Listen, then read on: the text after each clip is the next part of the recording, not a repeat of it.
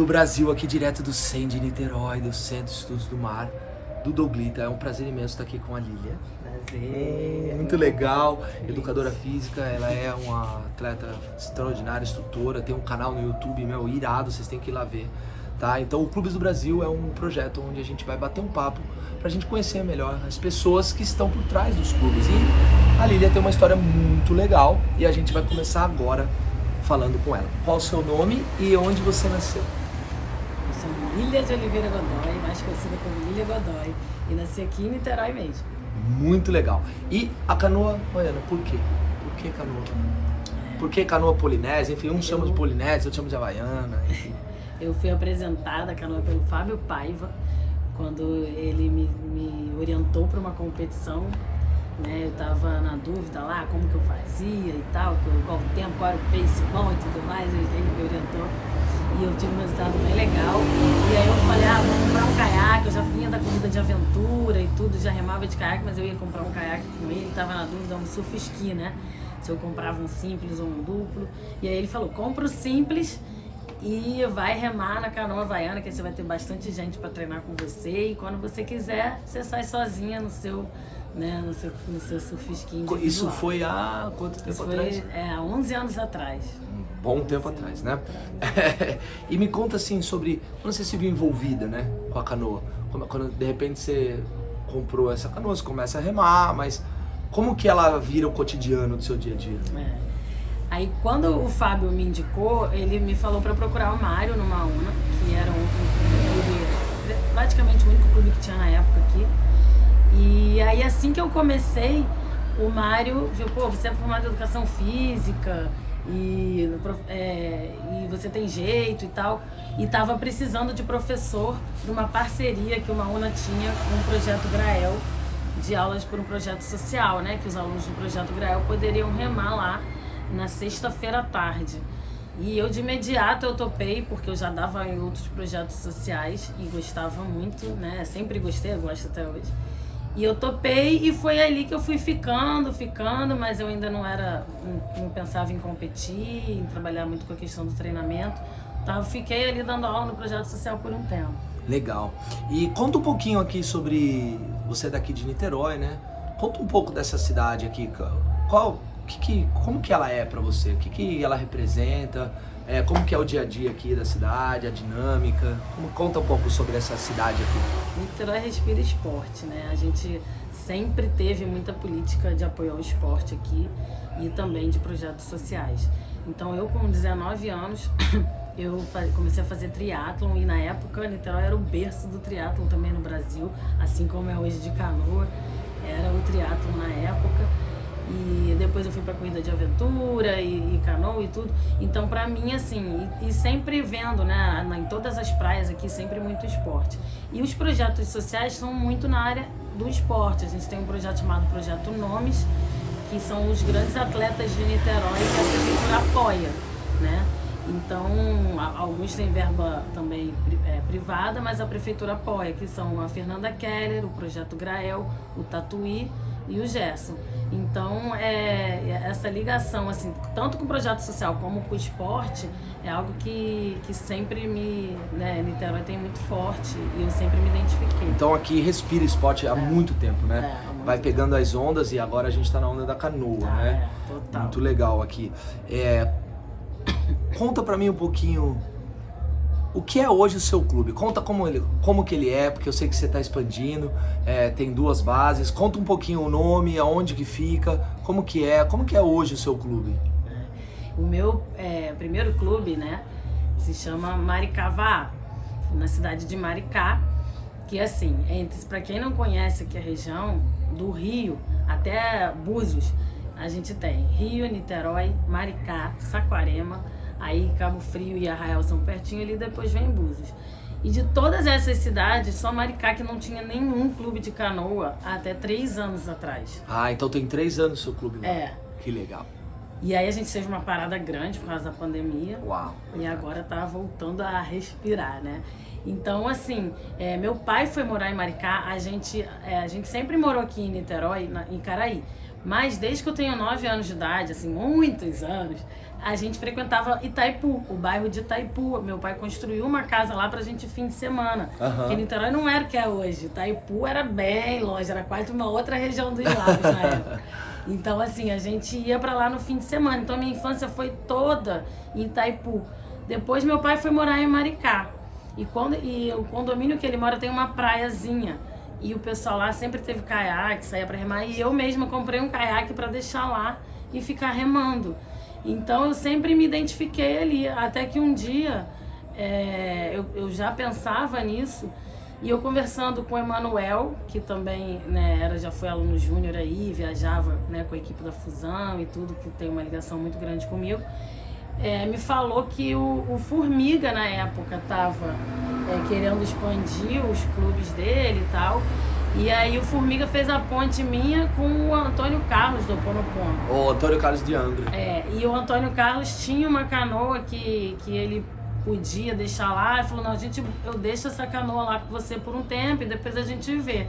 E foi assim que começou a Maricá Varar. Eu falei, vou aproveitar isso aí e tal. Que legal, que legal. E a canoa fica lá nessa prainha.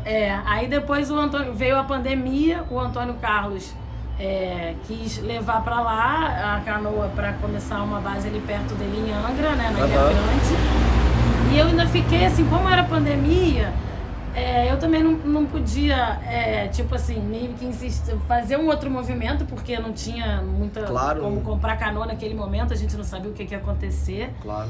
E aí eu já tinha uma OC2, eu fiquei lá revezando com os alunos de OC2. Uau! Trabalhando com uma OC2 e uma OC1 depois que entrou lá também. E até que surgiu a oportunidade de alugar uma OC6 e é o que está acontecendo lá agora. Tem uma OC6, uma OC2 e uma OC1. E lá funciona, qual que é assim, lá tem uma canoa, tem a canoa de 1 e a de 2? E as aulas são todos os dias, né? A gente até tem todos os dias, mas o horário não é sempre tudo igual. É tipo terça e quinta de manhã, quarta e sexta pôr do sol. A gente está indo de acordo com as demandas que a gente vê da cidade. Lá de Maricá. Sabe? Então, por exemplo, Maricá também tem muita atividade gratuita. E lá tem o projeto Navegar, que é bem coladinho com a nossa base ali, da prefeitura, que oferece atividades de graça de remo olímpico, por exemplo. Tanto para criança quanto para adulto. Então, por exemplo, os nossos alunos de terça e quinta fazem com a gente terça e quinta e o projeto Navegar segunda e quarta. Entendi. Entendeu? Então a gente botou para quarta e sexta à noite a remada do pôr do sol. Legal. E assim a gente vai se adaptando, porque a cidade ainda não respira canoa como as outras, sabe? É uma cultura que a gente está desenvolvendo. Então lá. Você sai com 8 alunos, alguma coisa assim? De um modo geral, assim, a gente agora a gente tem lá quase 30, assim. Uau, que legal. Mas fica assim, né, dividindo nesses dois horários, nesses três, porque as turmas, de manhã, você divide as turmas. Porque de manhã tem 6 e 7h30. Entendi, são 2 horários. Legal. E à noite tem esse horário à tarde, né? Remada do pôr do sol, que é linda lá. E não tem o foco de competição ali. Sabe? Nunca Qualidade teve. de vida. Exatamente. É trazer a cultura do esporte. Porque Maricá tem a lagoa. Outro dia um amigo meu de Saquarema, o Manga, que remava no esquilo e foi morar em Saquarema. Eu conheci o Manga ontem. Ontem eu conheci. Ele é maravilhoso, muito meu amigo. E aí ele treinou com a minha OC2 para fazer o desafio... do Leme ao Pontal? Do Leme ao Pontal. E ele chegou a remar 40 quilômetros lá em Maricá, na lagoa, porque a lagoa é muito grande. Caramba. E a cultura náutica, assim, lá é muito pequena, assim, eles não fazem muita atividade ali na lagoa. Então a gente está criando essa cultura, né? Implantando na cidade essa cultura. Para depois entrar em competição. E aí... agora tem 2 meses mais ou menos, um primo meu me liga e fala, eu queria te fazer um convite. Eu e mais 2 amigos estamos querendo abrir um clube. Essa então já é o clube novo. Já é o clube já estamos novo. pro segundo clube, eu ia perguntar, mas ela já estendeu e tamo junto, vamos lá. Né? E aí ele falou assim, olha, a gente já comprou canoa, a canoa chega mês que vem. Nossa. A gente quer que você coordene toda a parte de competição, a parte esportiva, assim.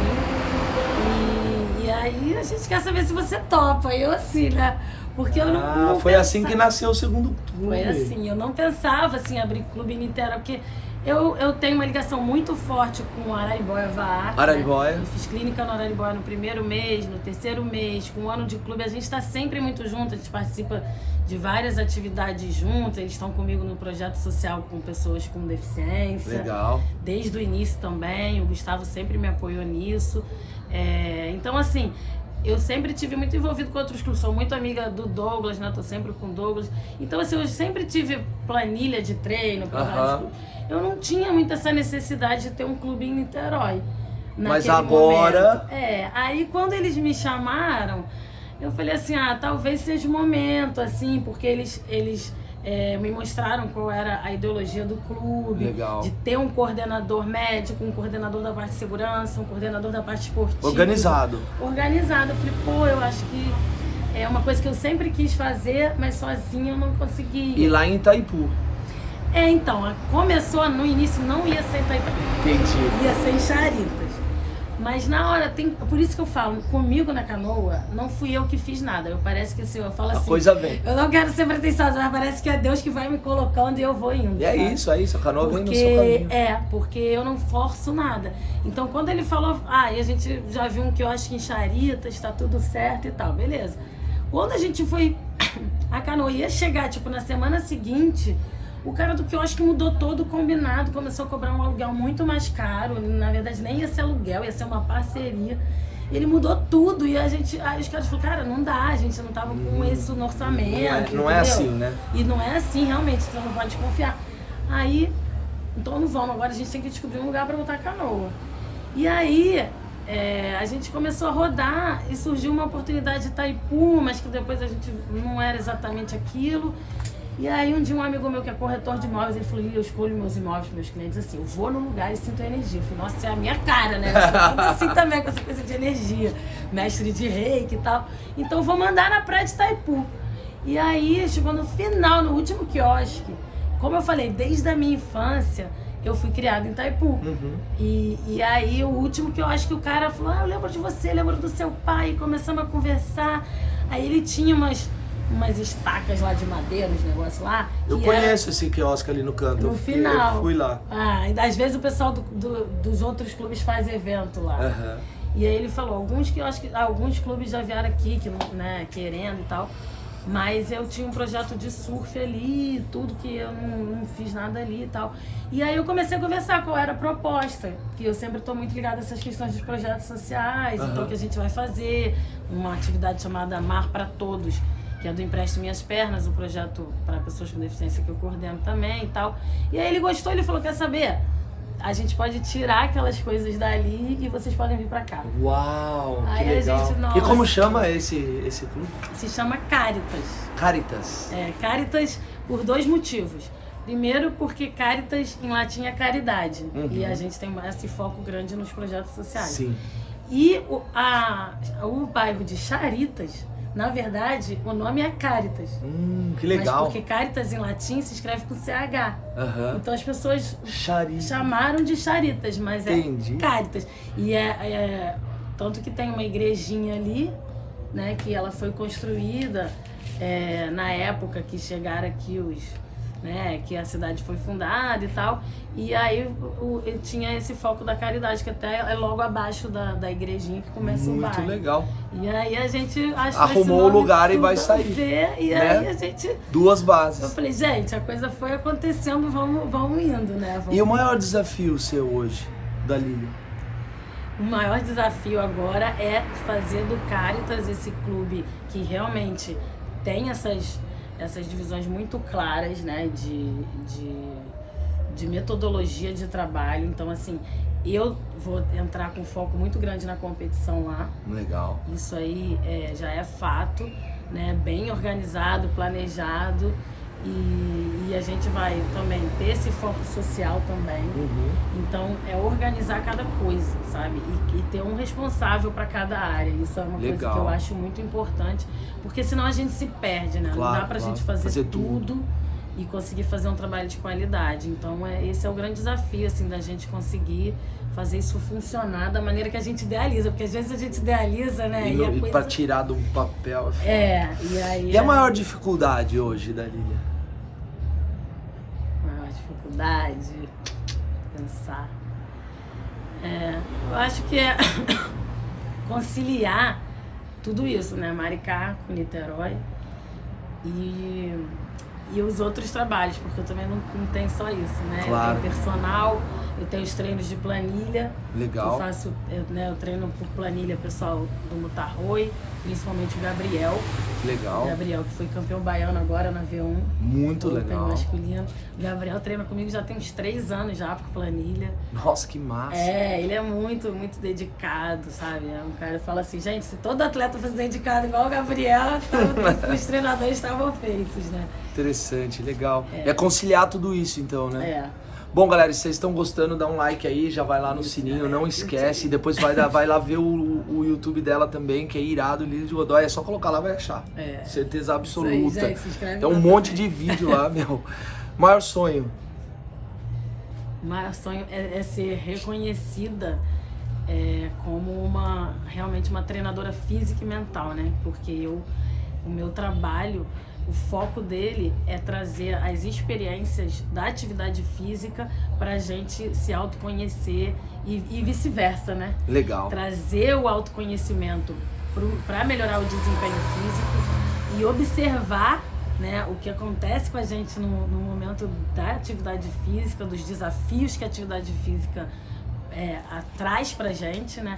E fazer com que a gente utilize essas dificuldades, esses desafios para um crescimento pessoal. Muito 10. Então eu tenho um método chamado método integração, que é a integração de corpo e mente. Legal. E que eu observo muito isso, porque a gente tem muitos mecanismos de autossabotagem que no esporte ele fica muito claro, mas a gente tem que saber enxergar, porque senão a pessoa acha que é falta de sorte, que me distrair, não sei o que, não. E é um mecanismo de autossabotagem que pode ser modificado se a gente treinar o nosso cérebro para que aquilo não aconteça mais. E aí você tem que ter um olhar fino, né, treinado para identificar e modificar, né? Porque é possível, a gente não precisa a vida inteira achar que não dou sorte nas provas, não é muito isso, gente. Legal. É um mecanismo de autossabotagem que a gente tem que identificar onde ele está para modificar, né? O que mais te motiva na sua vida? São esses desafios, sabe? De pegar uma pessoa que eu percebo que tem potencial, uma pessoa, uma equipe, e que ainda não conseguiu justamente porque tem umas crenças limitantes ali que a gente identifica. Então eu gosto dessas transformações, sabe? Eu acho que a gente lida com isso dia a dia, né? A gente que é educador físico e líder de base. E a canoa possibilita muito isso, porque o feedback das outras pessoas e a maneira que a gente lida com a equipe. Tudo bem que existe a competição individual e na individual a gente também consegue observar, mas no dia a dia de uma equipe a gente observa mais ainda. Claro. Porque a tendência das pessoas no momento de dificuldade de jogar a culpa no outro, para não olhar para dentro de si, para não observar as suas fraquezas, as suas dificuldades, e se ela conseguir fazer isso, né, tirar o foco da outra pessoa e voltar para ela vai ter um crescimento em todas as áreas da vida dela tão grande. E muitas vezes fica ali só naquela discussão, naquela confusão, botando a culpa no outro. Muito legal. E deixa de olhar para si, né? E a gente vai caminhando para o fim aqui. Esse é o Clubes do Brasil, um projeto onde a gente procura trazer as pessoas que estão por trás do clube, né? Às vezes a gente não sabe direito e vai ter na descrição aqui os links do Instagram para falar direto com ela, quem tiver interesse. E agora a última, como de praxe, uma mensagem para geral. Manda aí uma mensagem pra galera, pros remadores, pras pessoas. Tá com você. Uma das frases que eu mais gosto pra quem tem pensamento forte, o impossível é questão de opinião, que é do Chorão. Então eu acho que esse é um dos meus desafios, né? Mostrar para as pessoas que tudo é possível se você acredita e se você treina, se você trabalha para isso, né? Se você faz um planejamento, se você faz um trabalho com esse objetivo, com esse foco. Às vezes não vai ser tão rápido, né? Demora um pouco. É muito importante entender a importância da consistência. Claro. Né? Porque às vezes vai levar 1 ano, 2 anos, 3 anos. Eu sempre falo com os meus alunos, eu lembro quando o Henrique falou que a Renalu levou 14 anos para ser campeão brasileiro. Né? Eu falo, nossa, vale tempo, hein? E o cara tava ali, né? Desde todo o início, dia, toda semana. e acreditando, sabe? Hoje é uma grande referência, ele para mim é uma grande referência. O Henrique é uma grande referência. Exatamente, né? Ele como profissional, como pessoa. Então é muito importante que a gente acredite nos nossos sonhos de verdade, não de forma clichê, assim.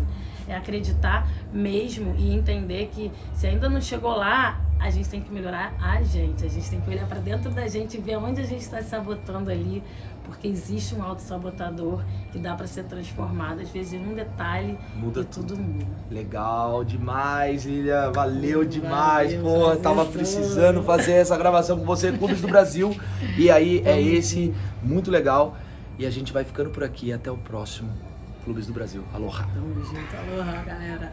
Não.